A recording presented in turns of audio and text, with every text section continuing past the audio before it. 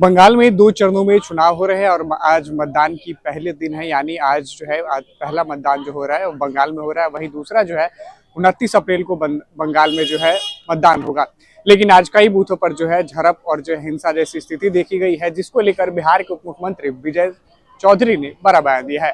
कहा है कि ममता बनर्जी की जो पहचान है उन हिंसात्मक रूप में हुई है और उन्होंने एक टीएमसी पर एक बड़ा हमला बोला है।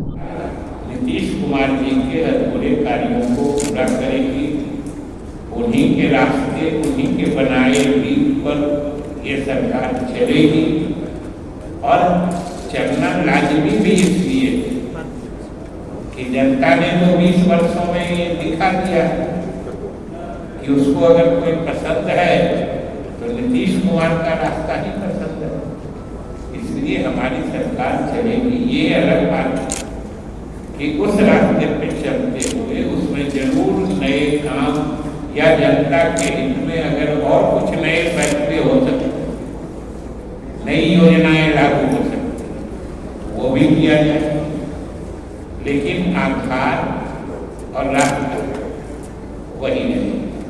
यही हम कर्ण जो विश्वास मत प्राप्त करने वाले हैं या जो हमारा प्रस्ताव है, जो हम इत्मीनान हैं या संतुष्ट हैं कि हम विश्वास मत अच्छे से हासिल करेंगे, उसके पूर्व संध्या पर या पूर्व दिवस पर अब बिहार की जनता को ये बताना चाहिए कि आपने जो हमें जनादेश दिया है, हम उस रास्ते से निकलने वाले नहीं हैं।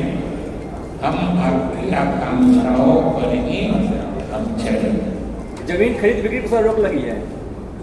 जमीन खरीद बिक्री पर रोक लगी है। ये कौन समाचार आपको दिया कि आप दे रहे हैं? कौन सा कैबिनेट? अरे जहाँ पर कुछ नया होने वाला है, जहाँ पर कुछ अलग से विशिष्ट विकास की योजना लागू होने वाली है, वहाँ के लिए बात हुई है ना।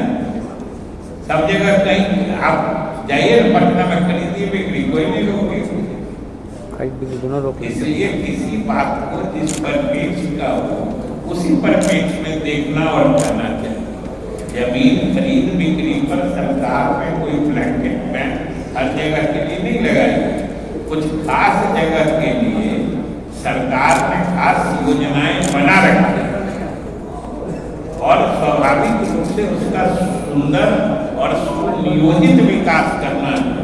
इसलिए उस बीच में कहीं कोई जमीन इधर से उधर न हो जाए, उसके लिए वो एक प्रिकॉशन, मैंने एक तरह से मैंने कोई इधर उधर की चीज रोकने का वो निर्णय है।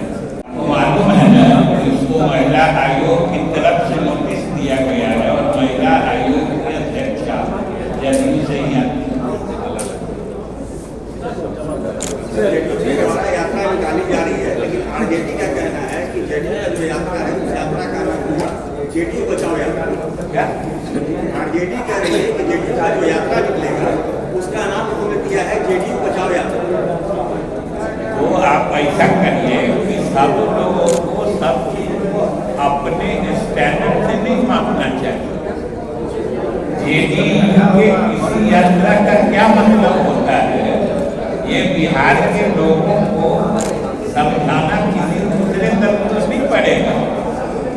जेडीयू के किसी यात्रा का क्या मतलब होता है, ये बिहार की जनता अच्छे तरीके से समझती है और उन यात्राओं के जो सुखद परिणाम आए हैं उसका फल, उसका मीठा फल जनता आज भी स्वाद ले रही है। सर, एक सवाल है कि शराबबंदी को लेकर के ये दोनों जगह जो चुनाव हो रहे हैं ये स्पष्ट है आपकी लोगों के माध्यम से, यानी मीडिया के माध्यम से ही हमें जानकारी मिलते रही कि वहाँ की जनता, इन दोनों प्रदेशों की जनता जो वर्तमान सरकार है उसके पक्ष में नहीं है।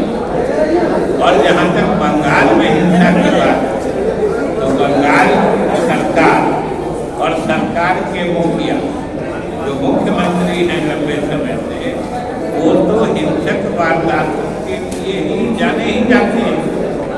वो तो जब इलेक्शन कमीशन के अधिकारी, इलेक्शन कमीशन के द्वारा नियुक्त न्यायिक पदाधिकारियों को नहीं छोड़ सकते हैं, तो चुनाव में हिंसा के लिए क्या बात।